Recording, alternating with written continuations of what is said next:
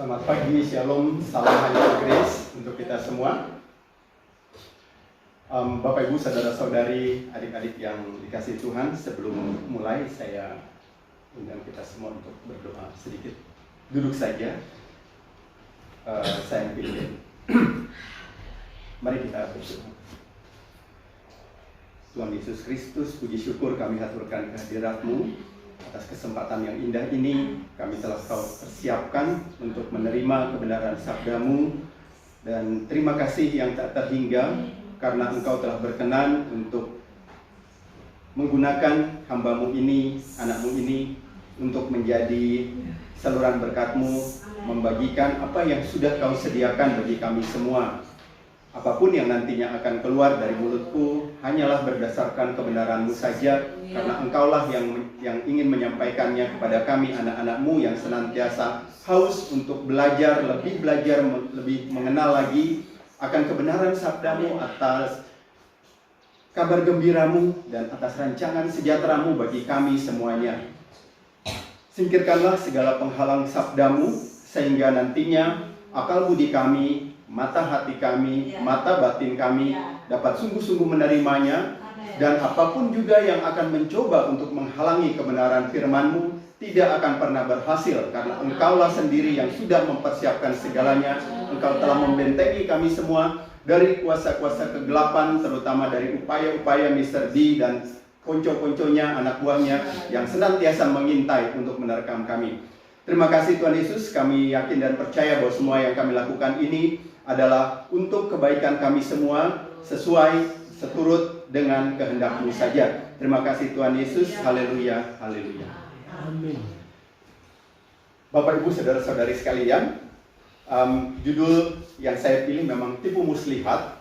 Mungkin terkesan umum, tapi mungkin juga ada yang ingat ketika menyangkut tipu-tipu, pastinya itu selalu akan merujuk kepada oknum yang senantiasa menjadi musuh besar dari Tuhan kita Yesus Kristus. Kita akan nanti berkenalan dengan salah satu tokoh yang saya sendiri pikir-pikir baru kali ini saya belajar untuk lebih mengenal dia, karena nampaknya tokoh ini jarang di-expose, jarang digunakan atau jarang disebut dalam renungan-renungan ataupun diskusi-diskusi Alkitab. Itu yang saya dapati minimal. Tapi saya pikir-pikir memang nama ini sangat jarang digunakan. Jadi ketika saya bilang sama Pak Gem, saya bilang nanti orang mau berkenalan dia dengan salah satu tokoh. Saya bilang siapa kan? Mari kita buka dan bersama-sama saya akan bacakan dari Kisah Para Rasul pasal 13 ayat 4 sampai 12. Saya akan bacakan saja supaya agak cepat, nanti kita akan bahas lagi. Baik, yang sudah siap untuk membacakannya. Karena ini ada layar, kalau boleh pastor juga tolong tampilkan, karena ada beberapa teman yang saya lihat tidak pegang Alkitab. Kisah Para Rasul 13 ayat 4 sampai 12. Saya bacakan. Kisah 13 4 sampai 12. 13 ya. Ayat 4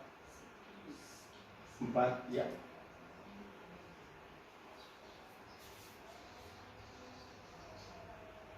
Baik, saya bacakan aja. Oleh karena disuruh Roh Kudus, Barnabas dan Saulus berangkat ke Seleukia, dan dari situ mereka berlayar ke Siprus. Setiba di Salamis, mereka memberitakan firman Allah di dalam rumah-rumah ibadat orang Yahudi, dan Yohanes menyertai mereka sebagai pembantu mereka. Mereka mengelilingi seluruh pulau itu sampai ke Pafos. Di situ mereka bertemu dengan seorang Yahudi bernama Bar Yesus. Ia seorang tukang sihir dan nabi palsu. Ia adalah kawan gubernur pulau itu, Sergius Paulus, yang adalah orang cerdas. Gubernur itu memanggil Barnabas dan Saulus karena ia ingin mendengar firman Allah. Tetapi Elimas, demikianlah namanya dalam bahasa Yunani, tukang sihir itu, menghalang-halangi mereka dan berusaha membelokkan gubernur itu dari imannya. Tetapi Saulus, juga disebut Paulus, yang penuh dengan Roh Kudus, menatap dia dan berkata, "Hai anak iblis, engkau penuh dengan rupa-rupa tipu muslihat dan kejahatan. Engkau musuh segala kebenaran. Tidakkah engkau akan berhenti membelokkan jalan Tuhan yang lurus itu? Sekarang lihatlah, tangan Tuhan datang menimpa engkau, dan engkau menjadi buta, beberapa hari lamanya engkau tidak dapat melihat matahari. Dan seketika itu juga orang itu merasa diliputi kabut dan gelap, dan sambil meraba-raba ia harus mencari orang untuk menuntun dia. Melihat apa yang telah terjadi itu, percayalah gubernur itu, ia takjub oleh ajaran Tuhan. Demikianlah bacaan firman Tuhan kita. Bapak Ibu saudara-saudari, itulah yang saya maksudkan. Elimas, jarang kan orang dengar toh, tidak sebutkan tokoh-tokoh lain dalam Alkitab. Di dalam Kisah Para Rasul ada tokoh lain yang selain para rasul yang juga lebih top toh, yang siapa-siapa yang kira-kira orang pernah dengar, yang karena pelayanannya berusaha ini dan itu segala macam, orang lebih top dibandingkan Elimas. Saya yakin sedikit sekali dari orang yang pernah dengar ini orang ini. Jadi mari orang berkenalan lebih jauh sedikit ya. Sebelumnya saya kembali dulu. Kenapa saya pilih Tipu Muslihat? Karena belajar dari sang guru saya, bukan hanya pengajaran saja yang diberikan, tetapi juga teguran-teguran kepada para rasulnya, teguran-teguran ataupun juga anjuran untuk waspada. Jadi nuansa renungan kita pada pagi hari menjelang siang ini adalah sebenarnya bagian dari ajakan untuk lebih waspada terhadap tipu muslihat. Kita lihat apa yang terjadi. Menurut KBBI, Kitab Besar Bahasa Indonesia, tipu adalah perbuatan atau perkataan yang tidak jujur dengan maksud untuk menyesatkan, mengakali, atau mencari untung. Sedangkan muslihat adalah siasat. Itu menurut Kamus Besar Bahasa Indonesia. Tapi menurut Kamus Hukum, menurut saya ini lebih lengkap lagi, tipu muslihat adalah serangkaian tindakan. Jadi ada rangkaian. Serangkaian tindakan yang dimaksudkan untuk membuat persepsi keliru, pemahaman keliru dari keadaan yang sebenarnya sesuai dengan tujuan pembuatnya. Jadi ada rangkaian, beda cuma dengan sekedar menipu.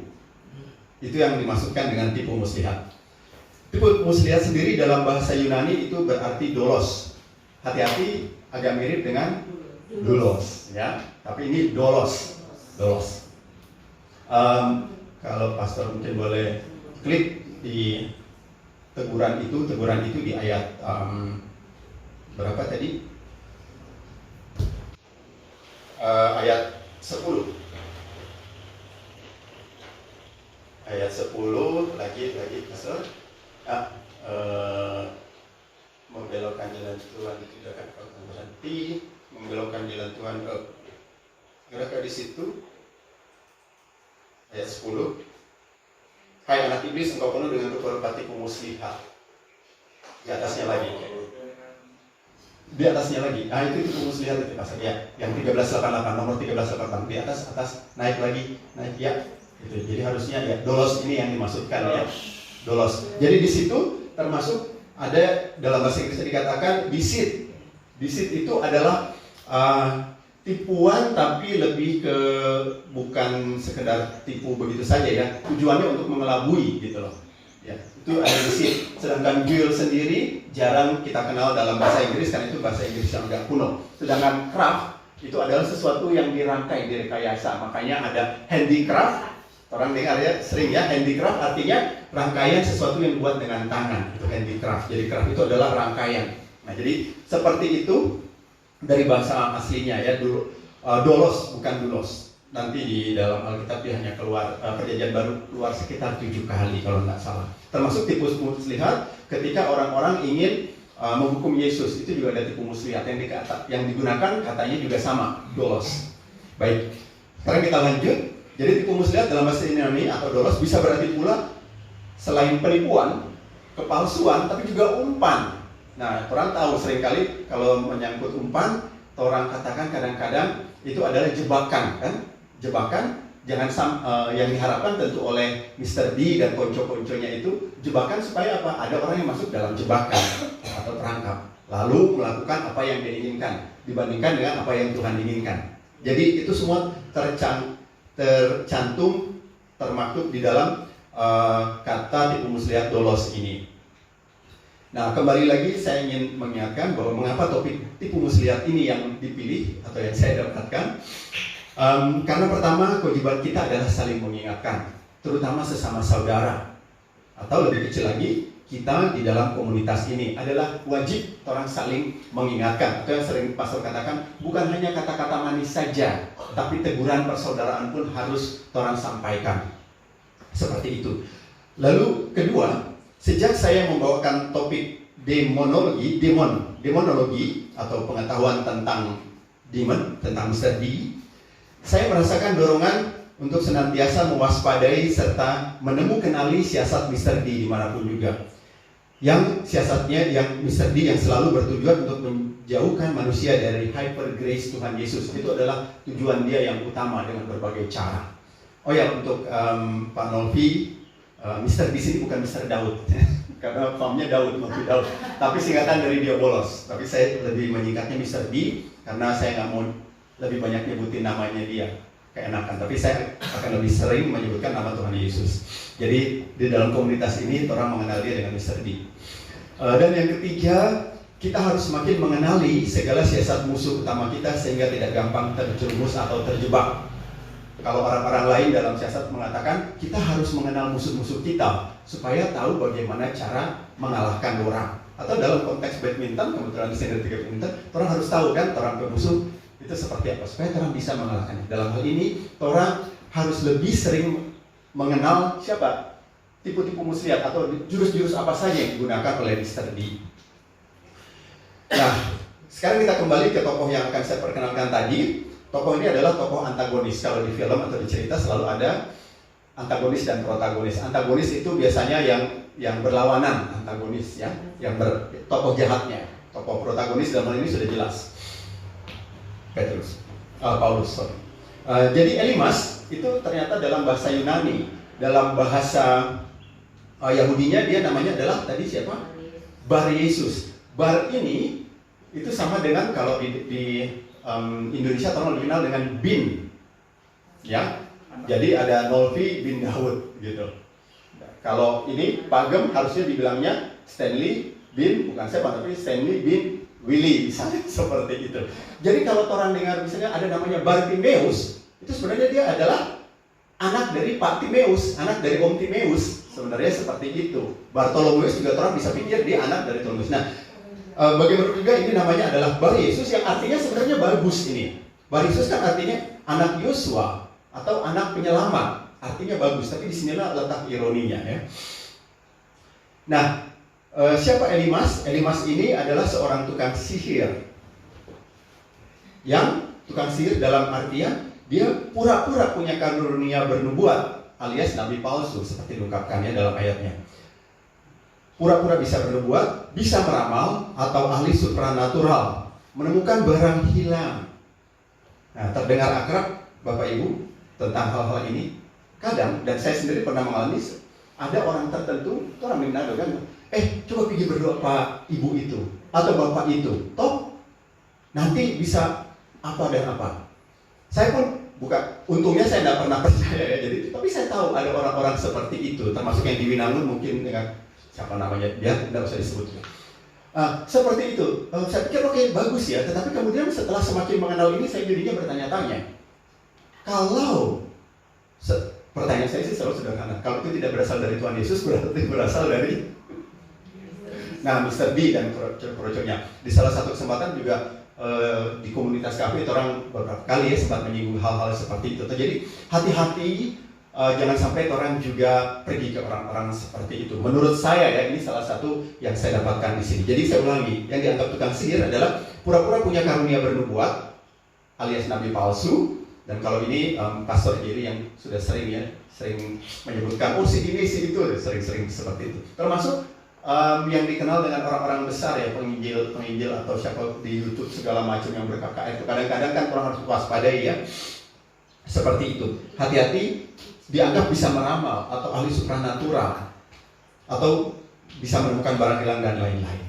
Jadi kalau untuk saya sekali lagi, kalau semuanya tidak berasal dari Tuhan, jadi jelas melainkan kerjasama dengan Mr. D dan kroco-kroconya. Nah, si Elimas ini juga berteman dengan sang gubernur. Nama gubernurnya adalah Sergius Paulus. Karena berteman, orang bisa lihat dia dalam perikop ini, dalam bacaan tadi, dia datang sendiri ke rumah gubernur itu tanpa diundang. Kenapa? Karena so akrab, langsung datang-datang, yo fine-fine saja. Tapi di sini juga orang bisa berpikiran karena dia sudah akrab, sudah berteman. Yang namanya teman kan biasanya saling mempengaruhi ya. Ya, di sini yang menariknya. Nanti orang elaborasi sedikit. Kemudian tujuan kedatangannya kali itu adalah itu sangat jelas untuk menentang ajaran Barnabas dan Paulus. Jadi dia datang khusus untuk itu karena dia sudah dengar si gubernur temannya ini Sergius Paulus panggil itu pengkhotbah yang si gubernur ada dengar. Coba dan undang ke sini, dia juga ikut datang ke sana. Tujuannya itu sangat jelas menentang ajarannya. Ya. Peristiwa ini mungkin kalau orang kembali ke Perjanjian Lama, teman-teman mungkin ingat sedikit. Ini mirip dengan ahli sihir Mesir ketika berhadapan dengan Musa. Ya, ahli sihir Mesir. Dan itu dikatakan dalam 2 Timotius ayat pasal 3 ayat 8. 2 Timotius ayat pasal 3 ayat 8 bunyinya, sama seperti Yanes dan Yambres menentang Musa, demikian juga mereka menentang kebenaran. Akal mereka bobrok dan iman mereka tidak tahan uji. Itu yang mengingatkan kita. Dan si Elimas ini juga berusaha membelokkan gubernur tersebut dari imannya, mencegah dia menerima Injil yang diwartakan Barnabas dan Paulus.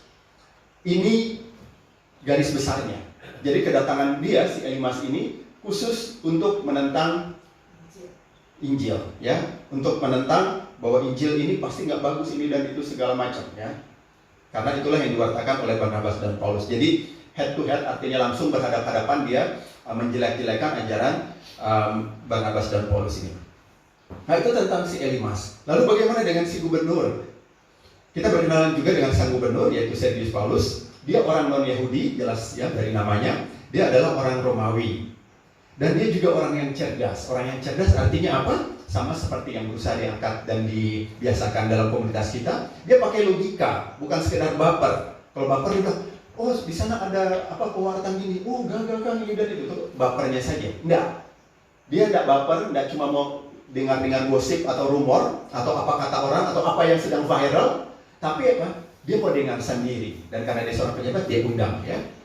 Itu. Jadi dia cerdas, pakai pikiran bukan baper, sangat hati-hati dan juga bijaksana serta penuh pertimbangan. Makanya dia mengundang Barnabas dan Paulus untuk cari tahu lebih lanjut tentang kabar baik yang diwartakan itu atau mengenai Injil. Jadi dia bukan yang sering pastor jadi ungkapkan katanya ya. Burung nuri terbang tinggi katanya. Pastor jadi sering bilang gitu ya. Cuma katanya. Itu bukan. Si gubernurnya ini orang yang cerdas.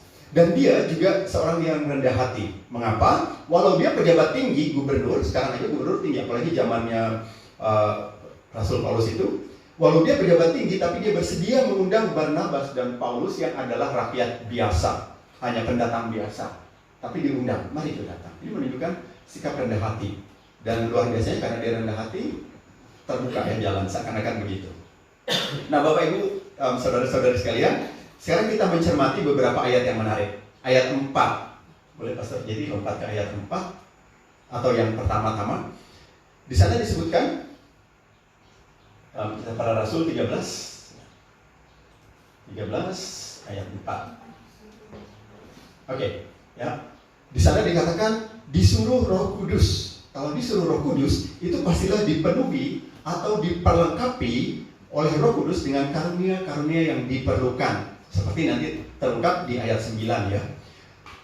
Barnabas dan Paulus disuruh apa? Disuruh melawan musuh yang terang-terangan menentang ajaran Kristus. Jadi memang diutus secara khusus itu oleh Roh Kudus. Jadi apa yang dilakukan Paulus pun itu berasal dari Roh Kudus, bukan karena kemauannya sendiri dan sekali lagi bukan karena bapernya. Tapi karena diperintahkan oleh Roh Kudus, disuruh oleh Roh Kudus, bahasanya Alkitab bilang begitu. Lalu ayat 8. Ayat 8 dikatakan di sana Elimas, ini mengenai Elimas dan semuanya dia berusaha membelokkan itu. Elimas berusaha membelokkan sang gubernur dari imannya. Perhatikan betapa liciknya Mr. D ya. Dia berusaha memanfaatkan seorang pejabat tinggi Sergius Paulus, sang gubernur, untuk dijadikan kaki tangan penyesatan. Kenapa begitu?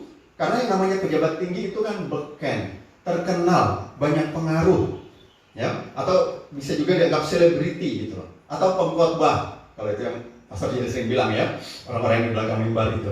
Jadi kalau si Sergius Paulus ini berhasil dibelokkan imannya, bayangkan tentu akan mudah untuk mempengaruhi atau menjangkau sangat banyak orang dibandingkan dengan orang yang biasa-biasa saja atau orang kecil.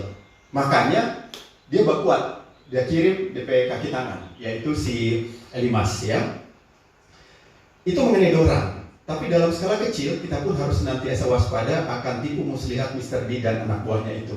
Syukurlah kita orang di komunitas ini sudah seringkali diajarkan sehingga sudah lebih waspada, sudah lebih kebal untuk hal-hal seperti itu. Jadi jangan alergi atau jangan senewan kalau Pastor Jerry sering-sering minta mengingatkan ataupun dengan secara tajam ya menyinggung para pengkhotbah yang tidak mengajarkan kabar baik mengenai Yesus Kristus, tapi justru mengenai hal-hal lainnya yang termasuk pentorah itu ya. Tidak mewartakan Injil atau penginjil, tetapi mewartakan Torah atau pentorah. Itu yang harus kita lihat hati-hati ya. Jadi jangan heran kalau ternyata tujuannya adalah seperti itu. Nah, kita lanjut ke ayat 9. Paulus, tetapi Saulus.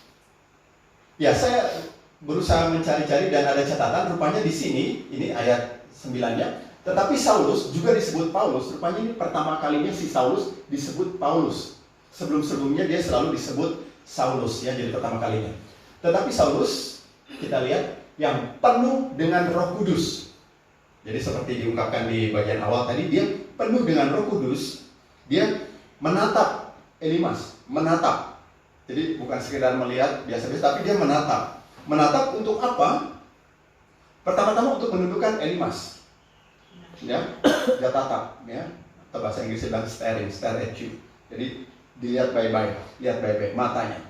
Pertama-tama untuk menundukkan Elimas, tapi kemudian juga untuk menyelidiki hati Elimas, karena dikatakan bahwa mata adalah jendela hati.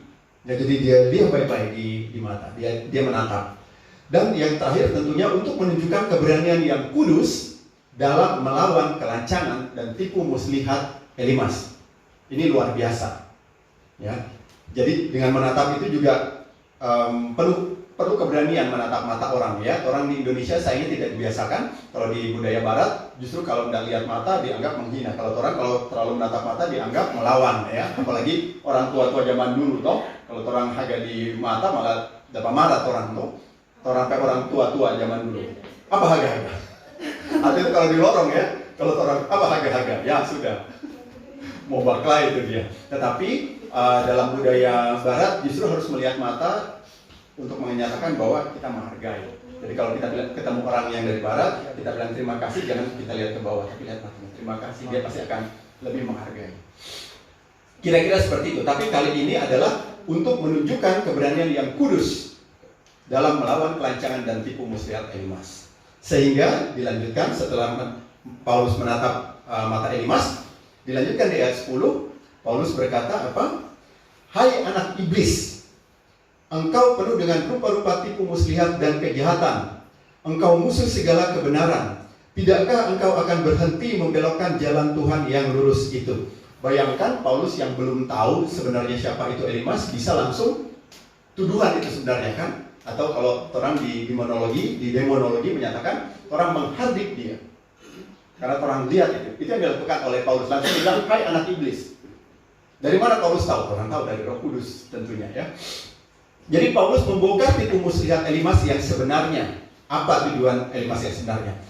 Dan di sini lagi ironisnya mengenai nama tadi. Meskipun bernama Bar Yesus yang artinya anak keselamatan, tapi Paulus justru menyebutnya anak iblis. Gitu. Nah, siapa anak iblis itu? Anak iblis adalah yang mengambil hawa nafsu dan melaksanakan keinginan iblis, yaitu bapaknya. Seperti yang dikatakan orang lompat Pastor Yohanes 8 ayat 44, boleh? Tolong supaya sama-sama orang lihat. Yohanes 8 ayat 44, terus jauh di bawah. Sedikit ya. Oke. Iblislah yang menjadi bapamu, dan kamu ingin melakukan keinginan-keinginan bapamu. Ia adalah pembunuh manusia sejak semula dan tidak hidup dalam kebenaran, sebab di dalam dia tidak ada kebenaran.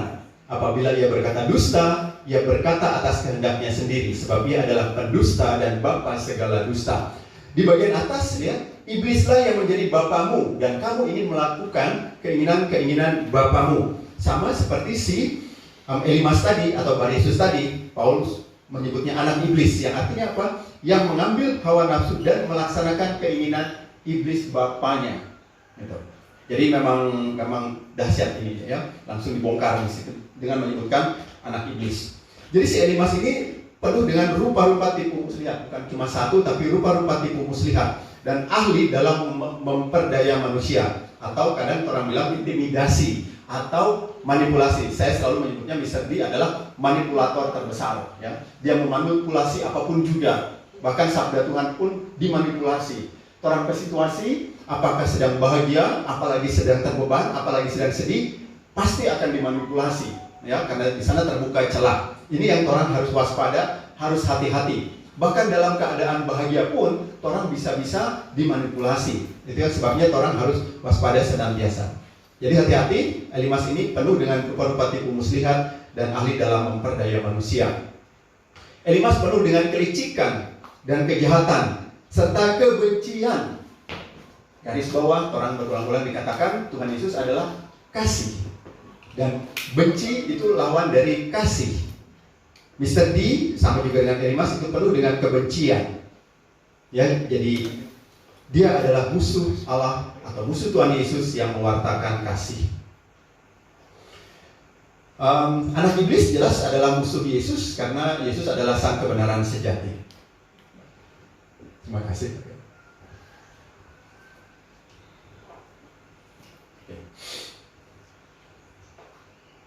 Kemudian di sini Paulus juga mendakwa Elimas dengan kejahatannya. Apa kejahatan Elimas? Kejahatannya adalah membelokkan jalan Tuhan yang lurus. Ya, kita harus kembali ke kisah para rasul yang ke pastor. Kalau mau lihat situ, jadi ayat 10 ya. Nah, tidakkah engkau akan berhenti membelokkan jalan Tuhan yang lurus itu? Seperti ayat 10, ayat 13, ayat 10. Tidakkah engkau akan berhenti membelokkan jalan Tuhan yang lurus itu?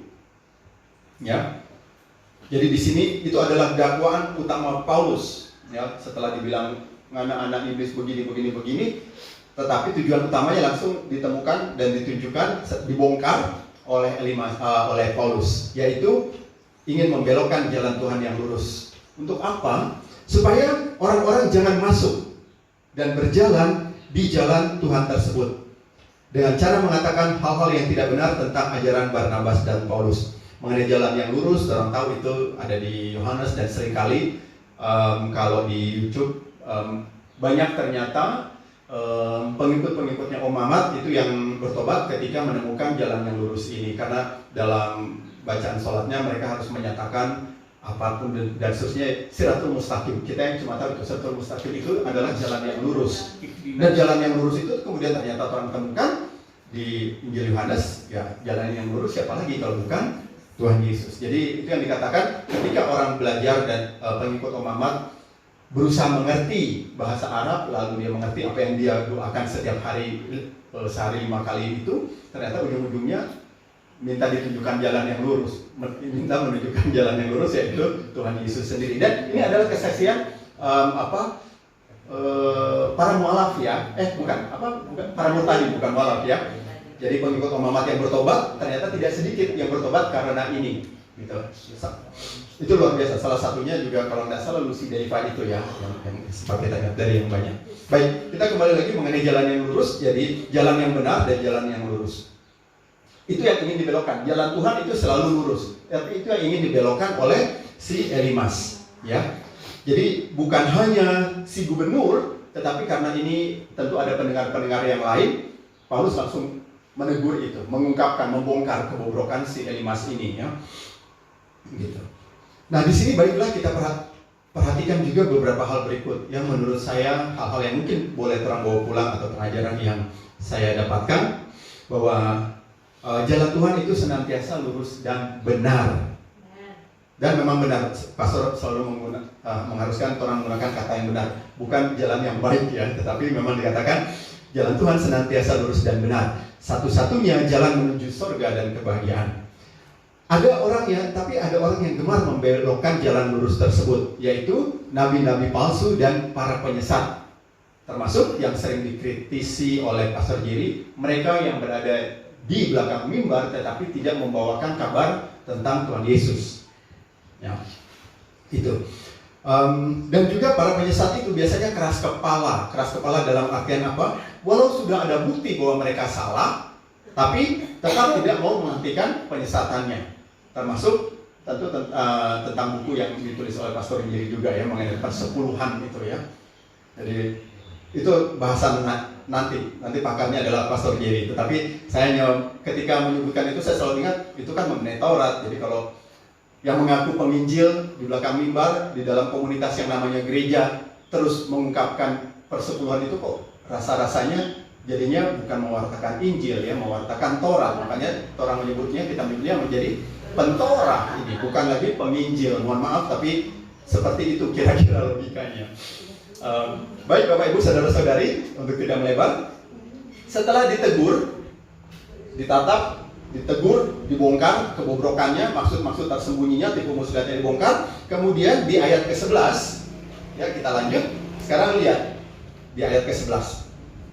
Paulus menjatuhkan hukuman Tuhan berupa kebutaan secara instan. Kita sambil berdiri dulu nyawa, instan ya, kontan. Jadi langsung saat itu juga buta, kebutaan secara instan. Karena kuasa Roh Kudus yang memenuhi Paulus. Ya. Mukjizat ini untuk meneguhkan jalan-jalan Tuhan, menunjukkan bahwa kejahatan orang yang tidak mau berhenti menyesatkan. Jadi hati-hati di luar sana yang berusaha menyesatkan. Nanti sekali waktu kalau ketemu dengan situasi tertentu atau orang tertentu, jangan sampai juga mendapatkan hukuman secara spontan ya, secara instan. Instan artinya langsung prosesnya ya. Nah, ini kemudian menarik. Mengapa hukumannya berupa kebutaan? Dan engkau menjadi buta. Beberapa hari lamanya engkau tidak dapat melihat matahari. Kenapa hukumannya buta? Bukan yang lain. Bisu kayak misalnya ya, supaya dia tidak bisa bicara-bicara lagi. Tapi buta. Ini sesuatu yang menarik. Ternyata ini hukuman dibutakan ini karena Elimas itu telah membutakan mata hatinya terhadap jalan Tuhan. Karena jalan Tuhan adalah cahaya atau terang Injil. Ya, dia sudah membutakan mata hatinya. Jadi sepantasnya lah mata jasmaninya atau mata fisiknya juga dibutakan dari cahaya matahari. Kira-kira seperti itu. Ya, di sini kita harus waspada. Sekarang konteksnya dengan orang semua. Di sini orang semua harus waspada terhadap berhala zaman now. Berhala zaman now yang membutakan orang-orang akan kebenaran terang Kristus sehingga mereka tidak lagi melihat cahaya Injil. Hati-hati. Ya, berhala-berhala zaman now itu bukan hanya mengenai pengajaran, tapi bisa juga misalnya dengan gadget kita. Kalau gadget sudah terus-menerus sampai kemana-mana, bisa jadi seperti itu. Atau juga hobi kita atau kegiatan-kegiatan kita, hal-hal lain. Begitu banyak berhala-berhala zaman now yang bisa menyesatkan kita, membutakan kita, sehingga tidak lagi melihat terang Injil atau terang Kristus. Itu kita harus hati-hati. Karena seperti itulah dikatakan di 2 Korintus 4 ayat 4. Tolong pastor. Oh sekarang lagi jadi operator. Tolong operator. Mesti dari tadi ya bilang. Tolong operator. 2 Korintus 4 ayat 4. Bunyinya ya tadi ya oke. Yaitu orang-orang yang tidak percaya, yang pikirannya telah dibutakan oleh ilah zaman ini, tadi berhala ya, berhala zaman ini, sehingga mereka tidak melihat cahaya Injil tentang kemuliaan Kristus yang adalah gambaran Allah. Ternyata saudari zaman gereja mula-mula itu juga terjadi, tapi 2000 tahun kemudian zaman sekarang ini itu juga tetap masih relevan. Luar biasa ya.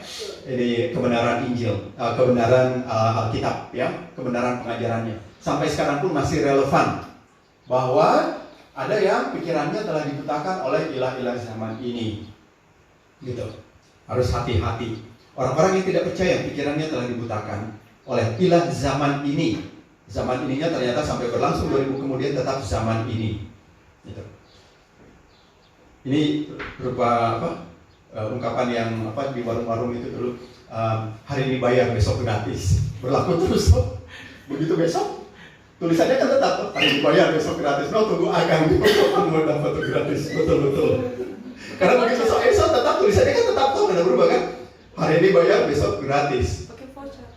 Pakai apa? Voucher. Oh, pakai voucher. Pakai voucher gitu ya. Nah, tapi maksudnya ini, ternyata dalam suratnya kepada jemaat di Korintus, Paulus yang menyatakan hati-hati yang pikirannya telah dibutakan oleh ilah zaman ini, zamannya Rasul Paulus, sampai sekarang pun tetap zaman ininya berlaku. Ini luar biasa sekali. Dan yang terakhir, kita sudah sampai di ayat yang terakhir, ayat 12. Ayat 12-nya, di sana jelas ya, sudah dikatakan, sang gubernur akhirnya menjadi takjub akan ajaran Kristus yang diwartakan Barnabas dan Paulus. Tapi dia juga takjub akan mukjizat kuasa Tuhan yang ditunjukkan oleh Paulus. Jadi ternyata kebutaan yang ditimpakan secara instan kepada Elimas itu juga bagian dari rancangan Tuhan Yesus, luar biasa ya. Sehingga si orang yang menggunakan logikanya yang sangat kritis, orang boleh bilang begitu, serta dia lihat hal yang di luar nalar, dia bilang, dari mana lagi kalau bukan menurut si Paulus, oh berarti dari Tuhannya Paulus yang diwartakan itu. Dan itu juga menjadi bagian dari hal yang mempertobatkan si sang gubernur ini. Jadi dikunci dengan di ayat 12, sang gubernur jadi orang percaya. Jadi luar biasa sekali ini rancangannya. Dan perikopnya cukup singkat. Namanya si Elimas ini pun tersembunyi di mana-mana, tapi ternyata setelah ketemu saya sendiri salut juga sebenarnya. Oh, ternyata ada orang seperti itu, Elimas ya. Dan mungkin sering dilewati karena kelihatannya peristiwanya biasa-biasa saja, tetapi setelah kita lihat lebih mendalam ternyata tidak biasa. Karena menunjukkan Mr. D sejak zaman dulu memang senantiasa meminta dan tidak segan-segan menggunakan siapapun juga untuk seperti itu, membelokkan ajaran Tuhan Yesus. Nah, sekarang marilah kita ingat kembali pesan Rasul Paulus yang terkenal ini. Adanya di mana? Di Efesus 6 ayat 11-12. Pak Perantau, tolong. Efesus 6 ayat 11 sampai 12. Ya, ini sudah terkenal ya, sangat terkenal, tapi baik saya bacakan lagi. Kenakanlah seluruh perlengkapan senjata Allah supaya kamu dapat bertahan melawan tipu muslihat iblis. Karena perjuangan kita bukan melawan darah dan daging, tetapi melawan. Nah, ini kaki tangannya Mr. D. Kalau Pak Nolfi belum tahu atau belum lihat ya, di sini sebenarnya perincian siapa saja itu kaki tangannya Mr. D. Tetapi melawan pemerintah-pemerintah, melawan penguasa-penguasa, melawan penghulu-penghulu dunia yang gelap ini, melawan roh-roh jahat di udara. Itu semua dorang pe ranking, dorang pe posisi. Itu anak buah Mr. D. Makanya terang mengatakan si Elimas ini juga adalah kaki tangannya Mr. D. Apalagi secara jelas sudah diungkapkan oleh Roh Kudus melalui Rasul Paulus, langsung disebut anak iblis. Itu sudah sangat jelas. Jadi itulah yang menjadi dasar sehingga saya juga sangat tertantang dan merasa menarik untuk membawa perihal tipu muslihat ini kepada orang semua, sekali lagi sebagai pengingat. Kita belajar tentunya mengenai kabar gembira, kabar baik, tapi juga mengenai rancangan Tuhan. Menurut saya ini rancangannya luar biasa. Ya, karena dilihat ada calon ini, si selebriti ini, sang gubernur yang sangat berkuasa akan disesatkan, lalu dikirimlah Barnabas dan Paulus. Dan akhirnya orang bisa tahu sendiri ketika si orang beken ini bertobat mengikuti Kristus, tentu pengaruhnya juga akan lebih luas di pulau itu. Apalagi ini cuma pulau, artinya orang bayangkan pulau itu nggak seberapa, ada batasannya, dan juga belum zamannya sosmed, jadi pasti akan dari mulut ke mulut cepat sekali. Si gubernur ini juga dipakai oleh Tuhan, saya yakin dipakai oleh Tuhan Yesus untuk mewartakan kabar gembiranya kepada siapa? Kepada terutama orang-orang non-Yahudi, seperti yang diungkapkan di bagian awal dari perikop ini, terutama di ayat di awal ya, di ayat 5, kisah 13 ayat 5. Setiba di Salamis, mereka memberitakan firman Allah di dalam rumah-rumah ibadat orang Yahudi. Seperti biasa sasarannya kan itu dulu ya, yang di sinagoga dan lain-lain. Dan Yohanes menyertai mereka sebagai pembantu mereka. Tapi kemudian setelah dari situ ternyata diutus, Barnabas dan Paulus diutus untuk mewartakan Injil ini kepada orang-orang Yahudi juga. Melalui siapa? Melalui si pejabat tinggi ini. Jadi sekali lagi sangat luar biasa, zaman itu belum zamannya sosmed, tapi yang digunakan adalah justru yang ditangkap gubernur, penguasa setempat, ya. Artinya apa? Kepada orang-orang non-Yahudi juga, gitu loh. Baik, Bapak Ibu, saudara-saudari, adik-adik sekalian, itulah yang bisa saya sharekan pada siang hari ini sesuai dengan apa yang saya peroleh, dan tentunya yang saya peroleh itu dari Sang Maha Guru untuk menjadi pengingat bagi kita semua untuk senantiasa waspada akan berbagai macam tipu muslihat dari Mr. D dan konco-konconya yang senantiasa seperti orang tahu selalu mengendap-endap, mengintai, siap untuk menerkam kita, mencari kesempatan.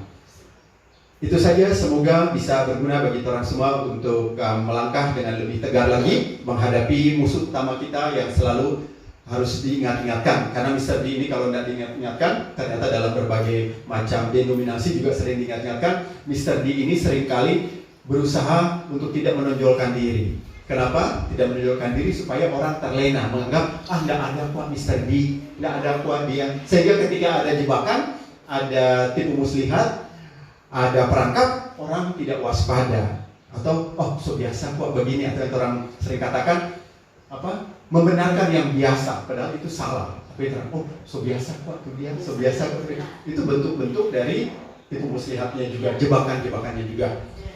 Itu saja, dan saya kembalikan kepada operator yang akan menjadi moderator untuk melanjutkan ataupun tanya jawab ataupun pengajaran yang lainnya. Terima kasih, semoga berguna untuk kita semua. Dimuliakanlah nama Tuhan Yesus. Haleluya, haleluya.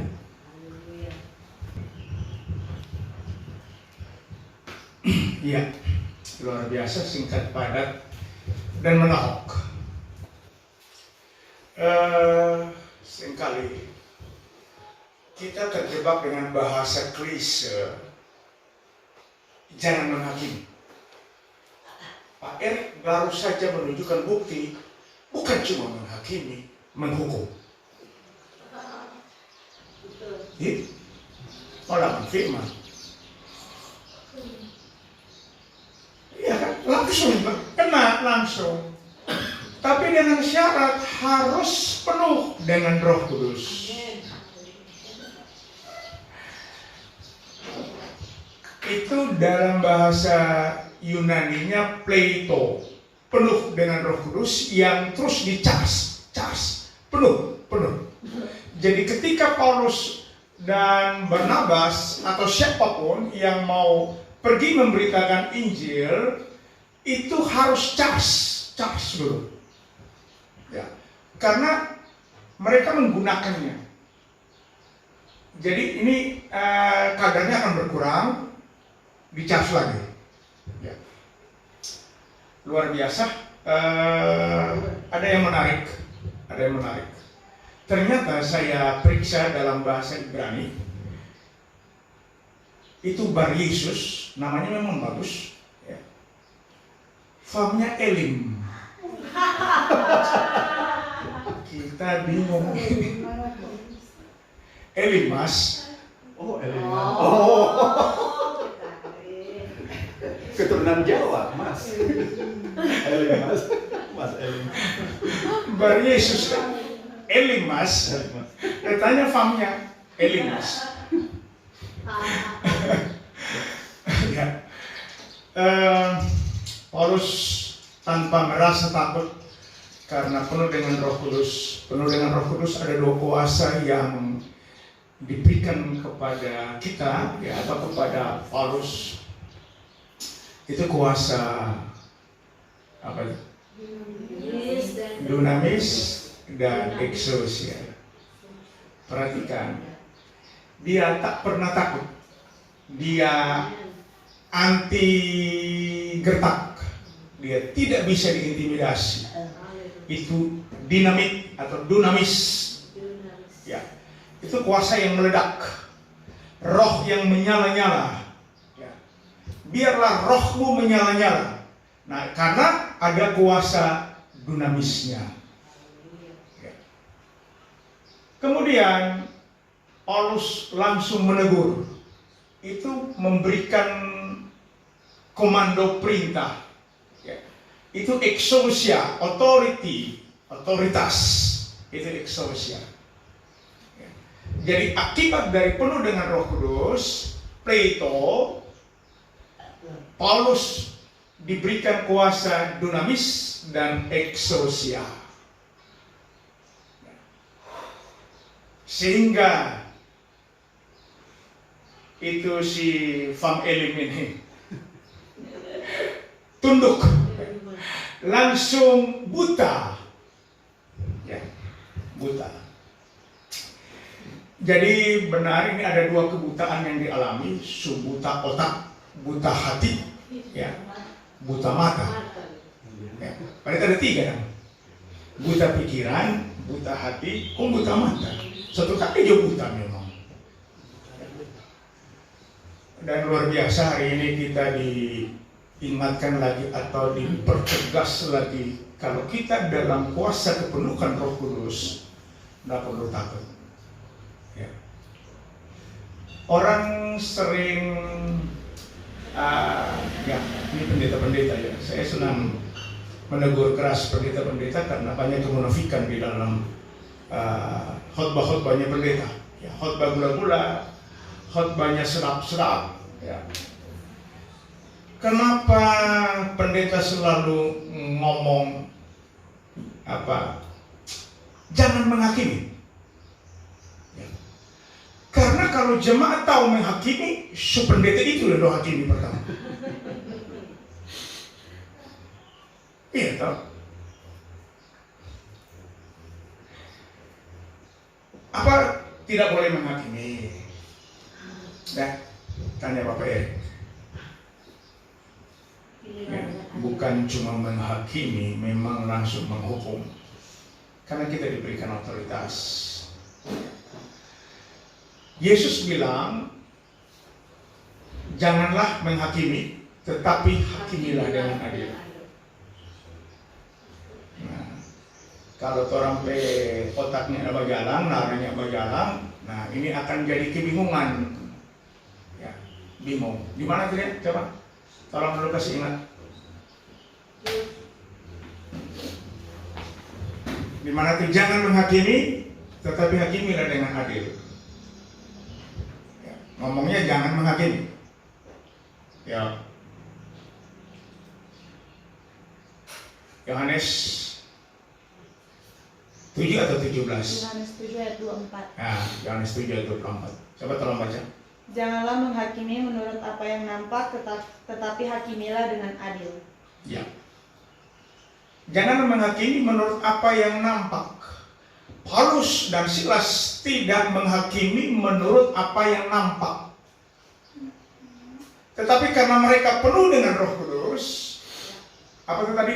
Penuh Plato. Ya.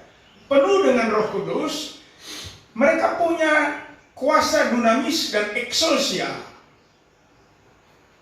Langsung mereka bilang, engkau penghalang jalannya Tuhan. Engkau musuhnya Tuhan.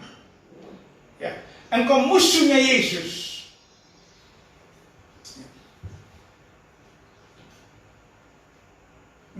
Paulus menggunakan kuasa tersebut, tidak ada yang salah. Jadi kalau para pengoceh yang suka bertamengkan kebenaran firman Tuhan untuk menutup kemerosotan moral mereka, maka perlu baca ayat ini baik-baik. Dia langsung menjatuhkan hukuman vonis. Dia bukan sekedar menghakimi, tetapi juga menghukum atas nama Tuhan. Buta. Ada yang mau bertanya? Disilahkan. Sekali lagi kita diberikan klarifikasi untuk menghakimi dan menghukum. Dengan catatan harus penuh Roh Kudus. Kalau tidak, jangan main-main. Ada ingat nggak ya? Ada tuh anak-anak diperkosa oleh setan-setan. Ya. Mereka nampaknya menyokong pelayanan Paulus. Dengar, ini hamba-hamba Tuhan yang bicara, harus dengar. Ya. Di Pelaste, dorang diperkosa oleh si kurcaci itu, mereka lari dengan telanjang. Jadi jangan main-main, ya, jangan main-main. Kalau cuma sekedar lip service, hanya jual nama Tuhan, itu mah kosong melompong, ya. Nanti ada akibatnya. Engkau anak iblis ya. Saya periksa morfologi, parsi morfologinya. Itu anak itu dalam bahasa Yunaninya huios. Huios itu sifatnya genitif. Ini bukan iblis yang punya anak secara fisik ya, enggak begitu. Ya, tapi sifat-sifatnya. Ya. Itu kalau periksa parsi morfologisnya, dia pakai diabolos di situ, tunggal. Ya. Anak itu adalah adjektif. Ya. Jadi iblis itu maksudnya iblis itu adalah adjektif. Bukan noun, bukan noun. Nah ini sehingga kita bisa tahu jelas bahwa engkau anak iblis ini memiliki sifat. Ya, tadi Pak Erik baca referensinya Yohanes berapa? 8 ya? Yohanes 4. Ya. Bapamu si iblis. Nah, itu noun. Bapamu si iblis. Iblis menurunkan sifat-sifatnya, adjektif. Ya. Jadi kalau ini sifat Elim ini lihat, yang mau menghalang-halangi di pertobatan dari si gubernur, ya, itu anak iblis sifatnya itu. Sifatnya iblis turun kepada sifat Elim ini. Elimas. Bar Yesus. Elimas. Bar Yesus itu ingat Elimas. Oke. Silakan ada mau bertanya, ini menarik sekali ini.